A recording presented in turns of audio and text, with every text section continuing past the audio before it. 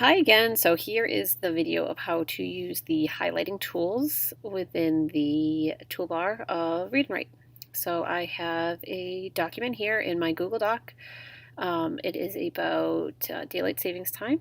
So I'm going to use this to show you how I can use the different highlighting colors for different skills that you want to reinforce. So the simplest way to do it is say, you're a teacher, you want the kids to be reading like a certain paragraph, say take number 1 myth. Within this paragraph, I want you to read it, so I'll quickly show you that.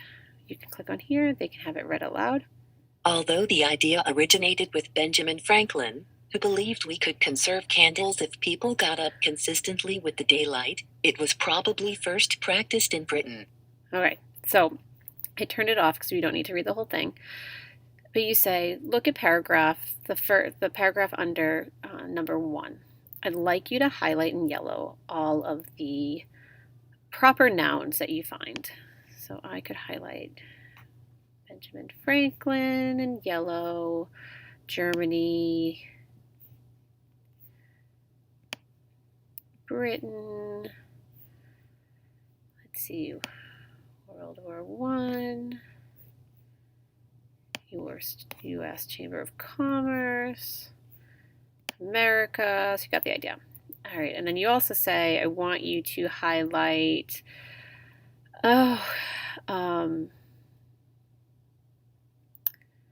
regular nouns in blue. So, an idea, candles, daylight.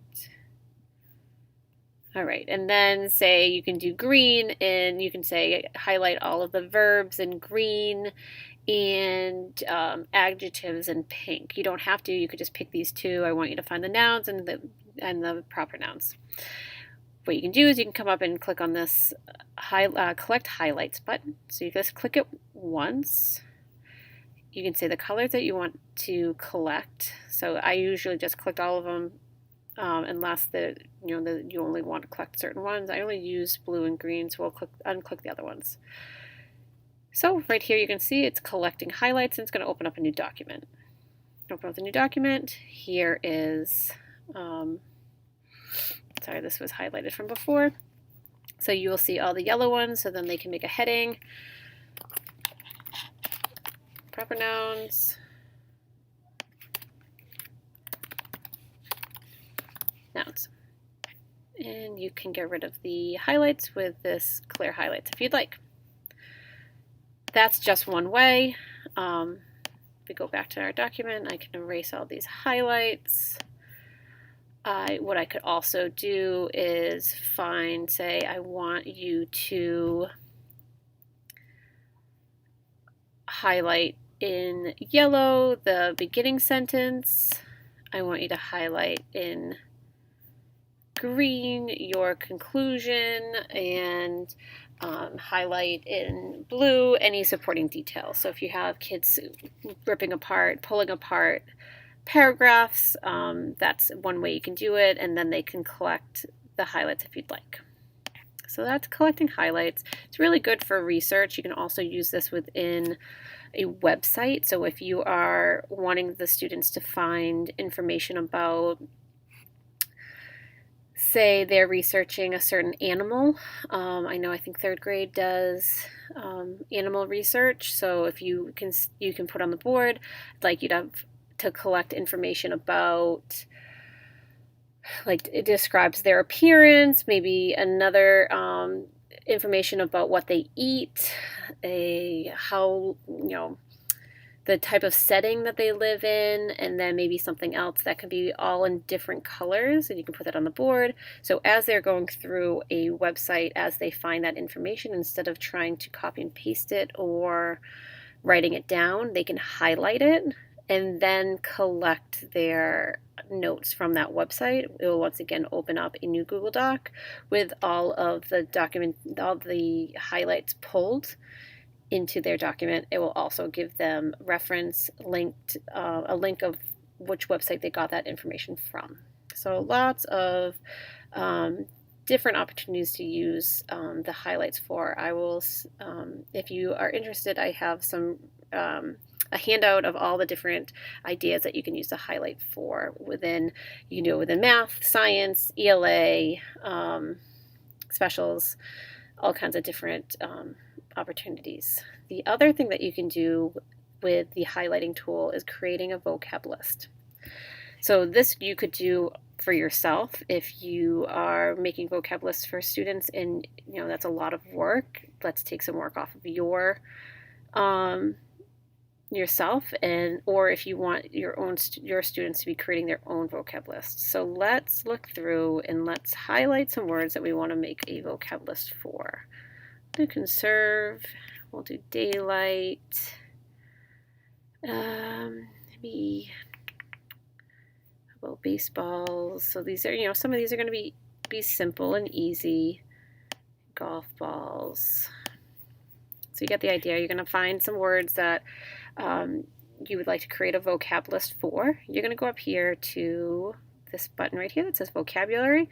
Click it once if you are a happy clicker, as the trainer in my training said. If you are a happy clicker and you click it 20 times, it's going to create 20 vocab lists. So click it once. So you're going to click it once and wait. So it can take up to a minute, which is really not that long for what they're about to create for you. It opens up a new Google Doc with a vocab list table. So you'll see, I'm sorry, this was already highlighted before. This is a document that I've used before. So there's water, there's baseballs, conserve, and daylight. Golf balls, these were other ones that were already highlighted. So as you see, first, like conserve, they don't have a picture for you, but if I click on conserve and I do a one-click web search, it brings me to Google's, and I can go into my images and I can copy an image and put it right into my table. So obviously for some of these kids, we do not need all of these meanings. They once again will now be able to have them read out loud. An area of water in a lake, etc. So the trainer had said, one of the things, if you have students, if you make this document and then you share it with students, and you really want them working on understanding their vocabulary, whether it's within a book that you guys are reading, you could keep all these and then have them identify which meaning fits the meaning within the story that you just read. So I'm not really reading through it, but I'm going to say this second one, I'm going to bold it because I think that's the one that is the correct meaning. And I want to keep this picture and I want to delete these ones. So they had recommended, if you're going to have the students try to figure this out on their own of which one's more accurate, have them bold it or highlight it, the meaning that they believe, because if they delete everything that all the other ones and they're not correct, then you don't have the correct answer. So if you say, yep, you're right, that's the correct meaning in the context that we want to learn it, then they can narrow it down. So now they have just their meaning, and then a symbol. This column you can change from notes to in your own words, or put it in a sentence. And you also can always add another column. So once again, it's just a Google Doc and it's a chart. It's a table, but they have done all the work for you. And it's just simple that you can just delete what you don't want to have just the one meaning. So that's vocabulary with a lot of different options of how you can just use it to save time for yourself, or you can use it for students to create their own vocabulary list, or to be working on identifying which meaning is the one that they want to save for their better understanding for whatever book they're reading. So those are the highlighting tools. Please let me know if you have any questions or need some more help of how to use. And remember, I do have a handout if you would like some more ideas of how to use the highlighting tools in your classroom.